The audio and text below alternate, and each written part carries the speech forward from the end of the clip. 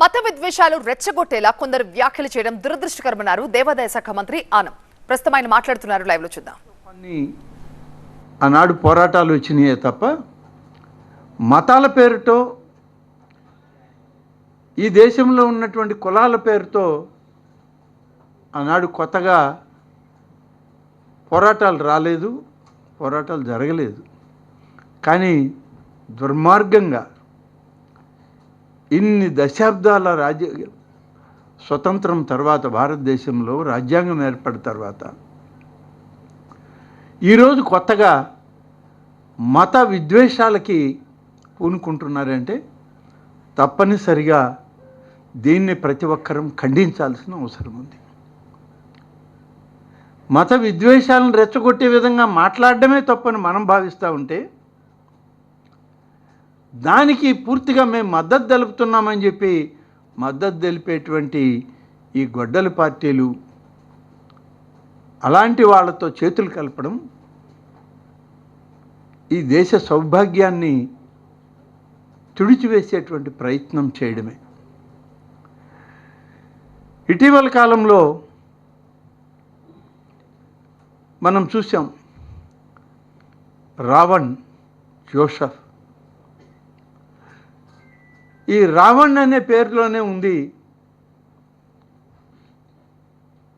హిందువులు ఆరాధ్యంగా భావించేటువంటి రామాయణంలో రాముడు, సీత, రావణుడు అనేటువంటి అనేక రకాల వ్యక్తుల యొక్క జీవిత చరిత్రలు అందులో ఉన్నాయి, పౌరాణిక గాథలు ఉన్నాయి. అటువంటి పేరు పెట్టుకోవడంలో వారి ఇష్టం, ఏ పేరు పెట్టుకున్నా మనకు అభ్యంతరం లేదు. కానీ రావణ్ జోసెఫ్ అనేటువంటి వ్యక్తి ఏమి సాధించాలని మత విద్వేషాన్ని రెచ్చగొట్టే ప్రయత్నం చేస్తున్నాడనేటువంటిది ఇవాళ అందరం కూడా ఆలోచించాల్సిన విషయం. దీన్ని సమర్థించే వాళ్ళని మరింతగా ఏ విధంగా మనం వాళ్ళని ఆమోదించాలనేది సభ్య సమాజం ఈరోజు ప్రతి ఒక్కరూ ఆలోచిస్తూ ఉన్నారు. ఎన్నడూ లేనటువంటి కొత్త రకమైనటువంటి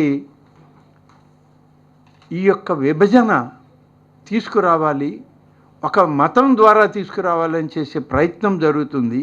మత విద్వేషాలకు దీన్ని రూపకల్పన చేస్తున్నారు అని తెలిసినప్పుడు దీన్ని ప్రతి ఒక్కరం ఖండించాల్సిన అవసరం ఉంది. హిందువుల యొక్క మనోభావాలు దెబ్బతీయడానికి మఠాధిపతులు, పీఠాధిపతులు, పూజారులు హిందూ ధర్మ విశ్వాసాలని ఎప్పటికప్పుడు ప్రజాస్వామ్య వ్యవస్థలో ప్రజలకి దగ్గరగా చేరువ చేయాలనేటువంటి అనేక సంస్థలు, స్వచ్ఛంద సంస్థలు ఇవాళ వాటిని విమర్శించే స్థాయికి దిగజారారు అని అంటే ఎవరిచ్చారు మీకు ఈ హక్కు? రాజ్యాంగంలో లేని హక్కును మీరు సొంత రాజ్యాంగం తయారు చేసుకున్నారా? అటువంటి వ్యవస్థలని మద్దతు ఇచ్చేటువంటి రాజకీయ పార్టీలు మీ రాజారెడ్డి రాజకీయంలో రాజ్యాంగంలో రాసుకున్నారా మీరు అని అడుగుతున్నాం. అందుకనే దాన్ని రాజారెడ్డి రాజ్యాంగం అని పిలవడం జరిగింది గతంలో. నీ విధ్వంసాలకి, నీ దుర్మార్గాలకి, నీ అన్యాయాలకి, ఇవాళ చివరికి నీ స్వార్థ ప్రయోజనాలకి ఒక వ్యక్తిని, ఒక వ్యవస్థని, ఒక మత విధ్వంసానికి ఇవాళ నువ్వు శ్రీకారం చుట్టావు.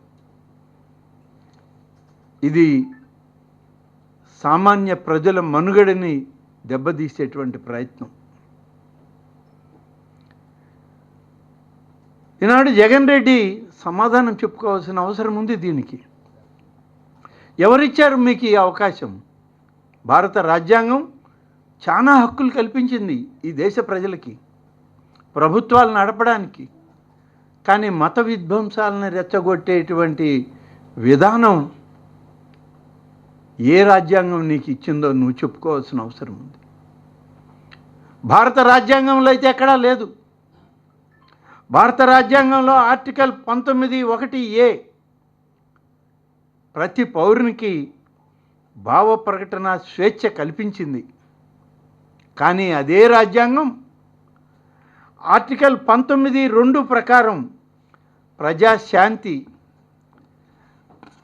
సామాజిక సామరస్యం, ఇతర హక్కులు మరియు మత విశ్వాసాలను పరిరక్షించేందుకు కూడా ఆ స్వేచ్ఛపై సహేతుకమైన పరిమితులు కూడా విధించడం జరిగింది. మీరు ఇన్ని విధాలుగా భారత రాజ్యాంగం వ్యవహరిస్తూ ఉంటే, ఈ దేశంలో నడపబడుతూ ఉంటే, రాజ్యాంగం ఇవ్వనటువంటి భావ ప్రకటన స్వేచ్ఛ మాకు ఉందని చెప్పుకుంటూ అనేక వర్గాలని, అనేక మతాలను, అనేక వర్గాలను, కులాలను, వర్ణాలను ఇవాళ వేరు చేయాలనేటువంటి ఒక దుర్మార్గపు ఆలోచన ఒక వ్యక్తి ద్వారా, జోసెఫ్ అనేటువంటి ఒక వ్యక్తి ద్వారా, రావణ్ జోసెఫ్ అనేటువంటి వ్యక్తి ద్వారా జగన్మోహన్ రెడ్డి చేస్తున్నటువంటి ఈ కుతంత్రం, కుట్ర భారత రాజ్యాంగ విలువల్ని తగ్గించేదిగా ఉంది.